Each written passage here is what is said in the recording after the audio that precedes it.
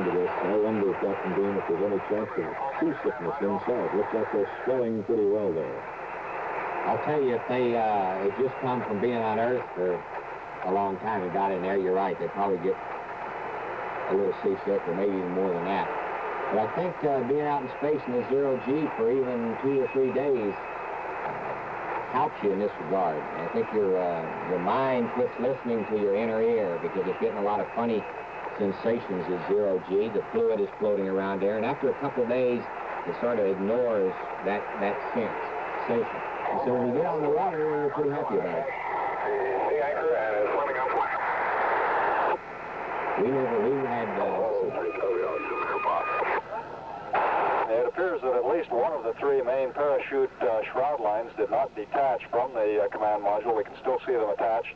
Normally those lines would be disconnected, primarily to prevent the main parachutes from pulling the spacecraft into the apex down or upside down attitude, but it does appear to be holding well in the stable one right side up attitude.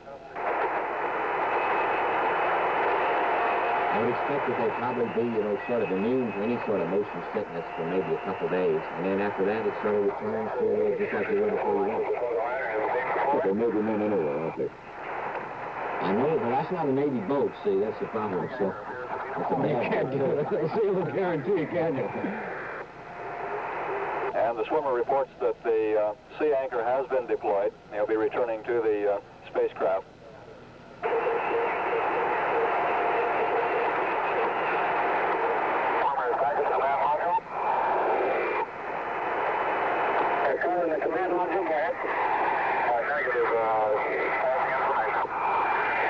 That parachute, Roy, was a nice sea anchor built in.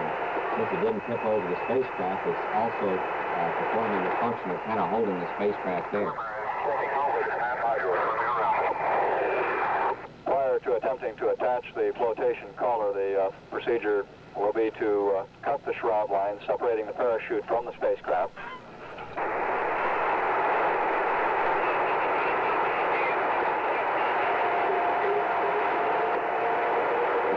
Activity outside. I wonder if there's much activity inside. I think they probably finished their checklist and they're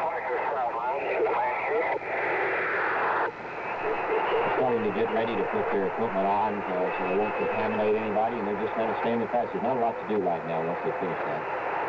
Commander Shepard will be the last, Captain Shepard will be the last to leave. What is the last thing he does? Or is it all done before the hatch pops open?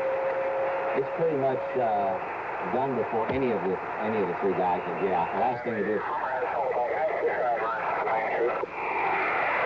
you do is pull the circuit breakers on the last batteries. The batteries they're using now for communication, pull those out, and then come on out in the raft. The last man out usually helps the swimmer close the hatch, because the hatch is sort of hard to close. What's the feeling coming from the atmospheric conditions within the capsule, coming out to an 81-degree temperature?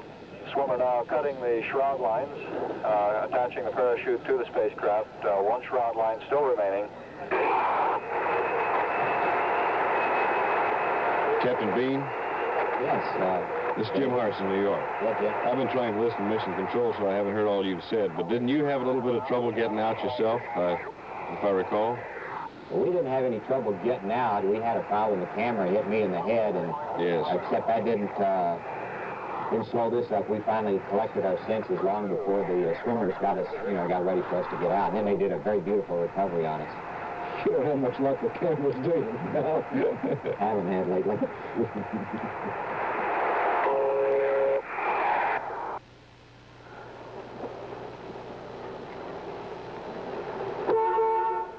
They must be closed. They wouldn't leave the door open if they were closed. There's not a soul around here. Come on, let's go. It's almost empty. I better see come on, don't go in there. Let's just go to another station. Picture. Well, now he's getting pretty cocky. Hello? Burn one bio. Anybody here? Ready for him. And he belts it with everything he has. And that ball takes off just like a shot. Can I help you? Well, I'd like to get some gas. Be right with you. Crazy Ralph. Yeah. Yeah, well, he's playing second base, and he comes charging just like a bull. Yeah. 1 second. And by golly, you wouldn't believe it, but that ball hits him right smack in the chest. No. And there's a ball right on the ground. Ralph just stands there looking at it. Nobody should have to wait in a service station for service. That's why whenever you see this clock, a Gulf dealer will greet you in 10 seconds, and that's just for openers. Here we are back in the South Pacific, east of Australia. The nearest sizable piece of land is Samoa. And from the carrier, they will fly by helicopter to Samoa and then in an airplane back to Houston. This, again, is our live picture from the South Pacific. Spacecraft floating in the water. The swimmers are in the water around it. In the beginning, I believe, to attach the collar, which is a sort of rubber, air-filled rubber raft to keep it afloat. It's not much of a ship, actually.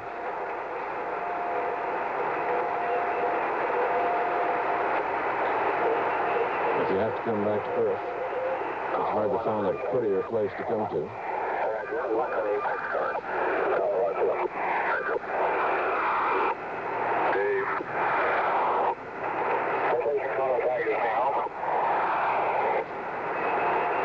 David Brinkley? Yes. David, during the commercial, Al was describing something that I hadn't been aware of before about the speed at which that capsule floats. We were talking, Dave, that when we have nice calm winds like this, or light winds, it's a real treat, because if you get some high winds, the sail area on the spacecraft's enough so that it can actually blow along faster than the swimmers can swim along. And then it gets to be a real problem trying to drop them upwind, and as the spacecraft blows by, them trying to catch on to something, and so they won't pass them by. So it's kind of a treat when you can get nice calm winds like apparently 14 crew has today. 10 miles an hour, they tell us. Yeah. 10 miles an hour? Mm-hmm. Another thing, David, we have with us Christopher Kraft, who is the Deputy Chief of the Manned Spacecraft Center.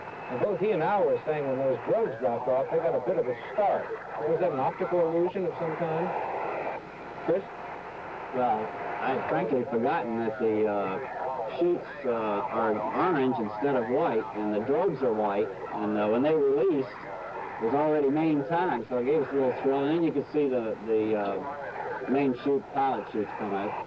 After all those flights, you never count on anything until the last minute, do you? Well, most of us don't feel very good until we get those three main chutes, I'll tell you. This was the first time we've ever seen the main chutes deploy. That's right. Directly. We've never really seen the drogues at this point in time. You know, when those drogues release, Chris, it feels a little bit like an elevator going down. It kind of gives you a little thrill, but then there's such a big noise immediately thereafter that it distracts you, and then the big chutes come out. That's right.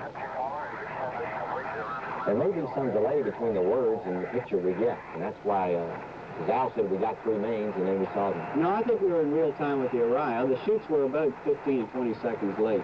Is that it? Yes. You'll take it, though, won't you? Well, I meant late to the normal timeline. They weren't late relative to altitude. They work on altitude. They work on a barometer.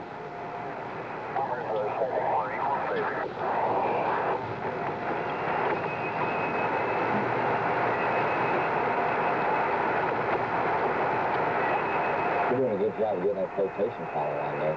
You can tell the difference inside without looking out the minute they inflate the flotation collar. It quits all this bobbing and pitching. What positions in the water now are from the Swim 2 helicopter, piloted by Lieutenant Commander Thomas C. Bartholomew of South Bend, Indiana. What position are you in right now, inside? Everybody's probably laying on his back, just like for lunch. It's the most comfortable position if you're pitching around. We heard that report. The collar appears now fully inflated. You can't tell the chutes are orange with those lights in their eyes.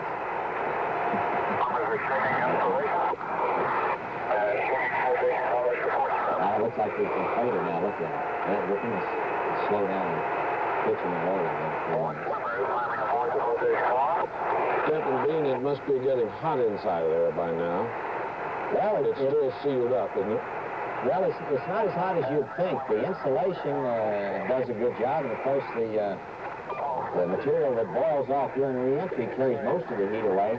So it's a little bit stuffy in there, even though the fans are. You don't notice it though until you open the hatch and you get outside and you realize how fresh and clean the earth air is. It'll be their first breath of real air in, 9 days?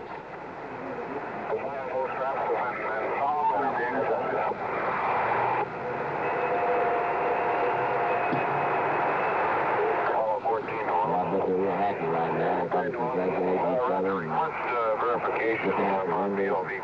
We're probably looking at the world's most expensive golf cart right now. Yeah, it's hard to believe that thing lifts off weighing 6.5 million pounds and comes back weighing 13,000. You wonder where all the parts went. That's what we're going to try to fix with the shuttle out. We got to.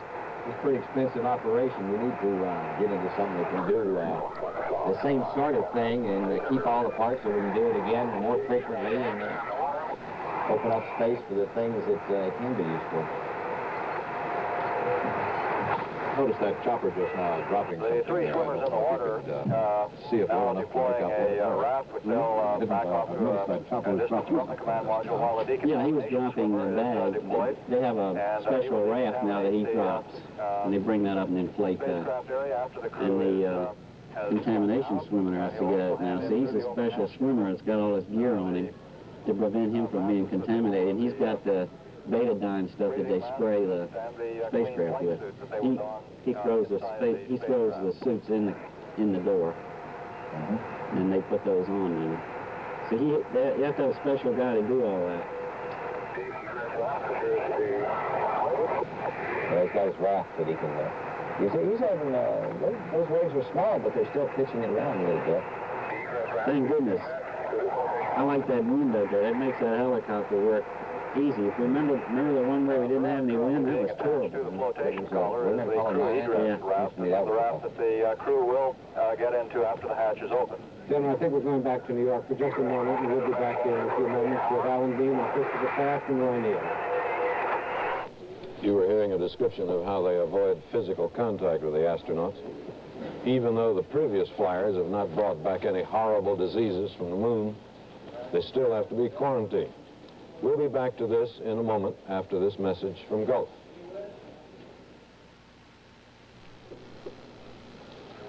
So there's our spacecraft, safe, sound. The astronauts inside have told us that they're in good shape. It's floating there back from the moon, carrying 3 men and 100 pounds of moon. In a few minutes, when this operation is finished, the helicopters will lift them out with a kind of hoist and take them over to the deck of the carrier.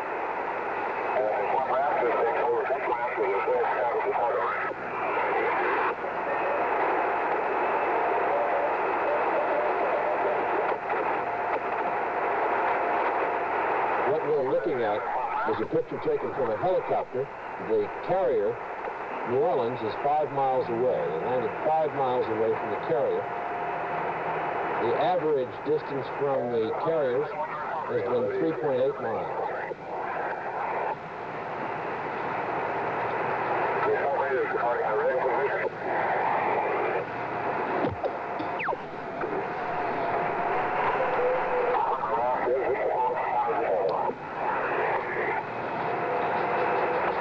They've been floating on the water there now for 23 minutes, and they must be anxious to get out.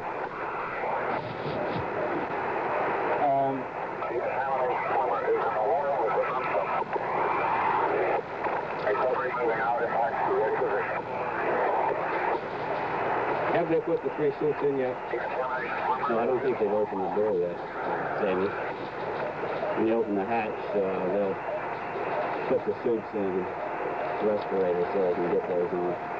And they'll close the hatch back up while they're doing that. Is there any interference between the outside atmosphere and the cabin atmosphere by opening if they have to adjust any panels? Yes, there is some, but they close it back up again, and they have a fan that they can pump outside air in through a filter. What's it feel like to get those lightweight suits on after all those days? Feels pretty good, but the...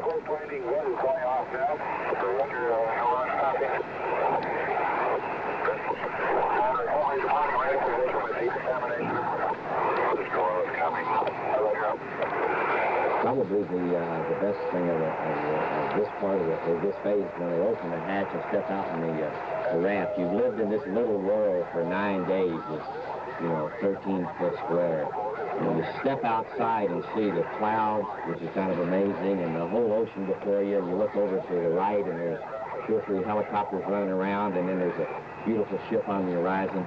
The whole thing is quite a magnificent sight.